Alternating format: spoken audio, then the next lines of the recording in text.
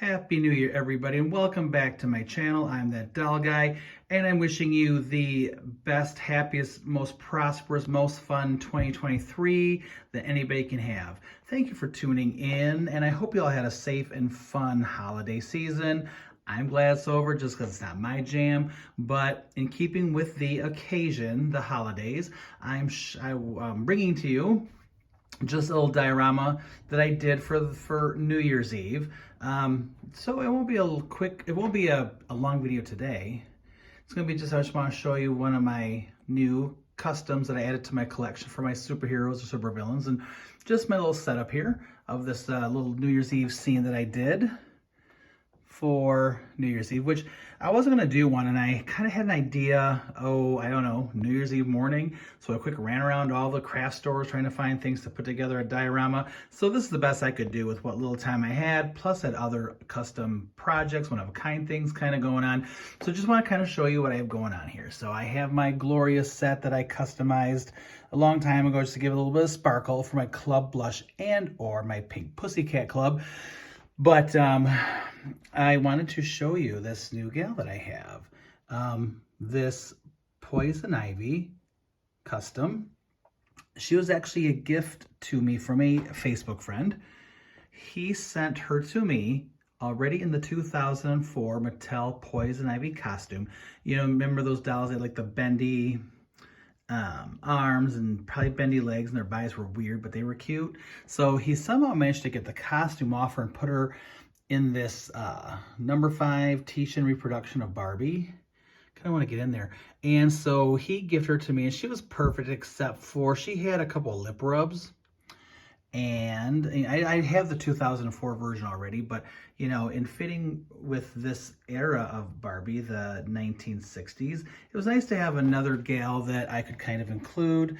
She had some rubs to her lips, so I decided to paint them green, and then I glittered them. And I have to say, I mean, I'm usually not braggadocious, but I really feel like I really slayed that lip. So I was trying to harken back to the 70s comics where she could have, sometimes she had green lips, and her lips were always, could kill men and were always poison. So I was trying to kind of show that. The original Barbie came with red lips, but I want to kind of show that green poisonous lip that Poison Ivy is known for. So I used a very tiny brush that I found at Hobby Lobby, painted it green, and then I used the same brush to brush on some of that E6000 spray adhesive. I almost used it as lip gloss, almost like a lip sealer. Painted her lip, and then I found this green holographic, I believe it's emerald, maybe it's just green glitter. It's fine glitter that I got from Hobby Lobby. And I'm by no means a Hobby Lobby spokesperson, and yes, I get all the political stuff behind it, but they always just have what I need, so I just grab it. I figure not shopping there is not going to get my projects done any quicker. They always have what I need. So anyway, I know I'm kind of focusing in and out based on how close I'm getting. I just want to kind of show off her lip, but so then I kind of just painted the E6000 with a brush. I sprayed it on a plate, dipped my brush in, painted her lip. Then I just kind of took just little pinches of that green glitter, and I kind of just sprinkled it on her mouth, kind of try to pack it in a little bit. And then I let it dry. And I actually did it twice, but I let it dry. Then I used a toothpick and just a little bit of fluff from a Q-tip on the end of the toothpick to make a little teeny tiny micro Q-tip that I dipped in alcohol to kind of clean that lip line. Oh darn, it's not gonna let me focus. There we go. To clean up that lip line. And I feel like it did pretty well. You know, considering that's glitter and glue and sealer and everything else, which I did sealer after on top too. I did a high gloss Mod Podge with the same tiny brush, and I kind of just brush it on her lip to kind of seal all that glitter in there and give it a high gloss kind of shiny look. So I just want to show you her. I quick went out and I found this red ball, the one that drops on New Year's Eve, which I guess has been replaced by the crystal ball. I never paid attention. But seeing as how we're kind of like dealing with like the 60s kind of meets 2023, which I didn't think about for continuity's sake. I made the red ball. Suspended. There's my secrets. Like, you guys are seeing my ghetto secrets for how I kind of make things look. But it's suspended from that cross thing on my project board. It's hanging by fishing line in a paper clip. And so this is just a styrofoam ball. Cost $5. I paid more than I probably should have. And then I kind of tried to cover with Mod Podge, and it didn't work. I mean, great. It takes forever. It just soaks it in because it's styrofoam. And I probably should have used that spray on E6000, but I didn't. Then I shook in a grocery bag with just a full bottle of red glitter, and I let it dry. And then I kind of sealed it with some high gloss Aleene's spray sealer, I guess. So that's what I did, how I did that. The streamers, as you can see, are just taped to my, whatever that thing is. This should come off pretty easy.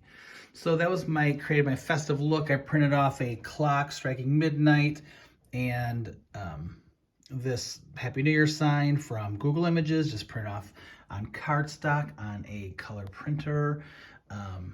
Got some more glory pieces over here. Got my bartender, who is he? He's Ryan. I think he's like a fashionista Ryan from maybe 2012. More glory items there. So I have my crew here. We have Ken and Alan. We have my lemon swirl Barbie. We have my blonde Midge. We have my Selena Kyle and Bruce Wayne. My Brad, Julia.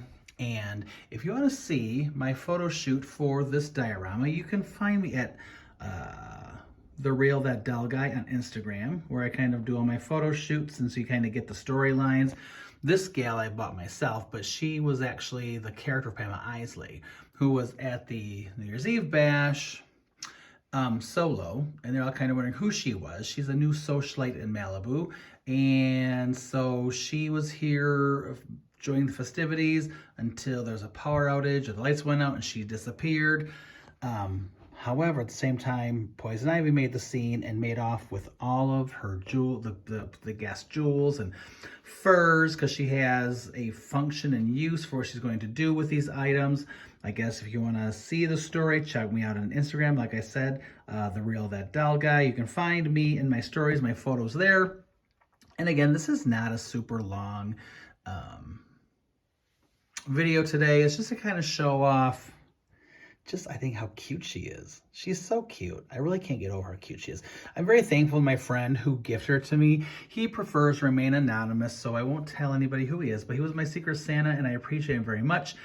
For anybody wondering about this fashion, this sheath is a Roberta Ray sheath that you can find on Etsy, so look for her there. Julia's dress was handmade by a former Facebook friend. We won't get into all that mess, but I kept the dress anyway. Oh, I know, shade.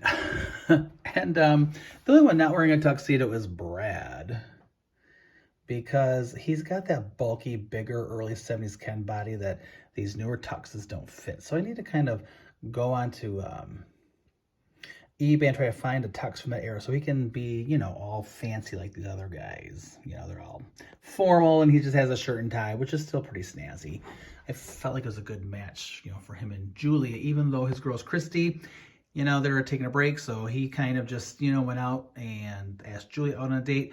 You know, she had the night off from the hospital, so she dressed all up.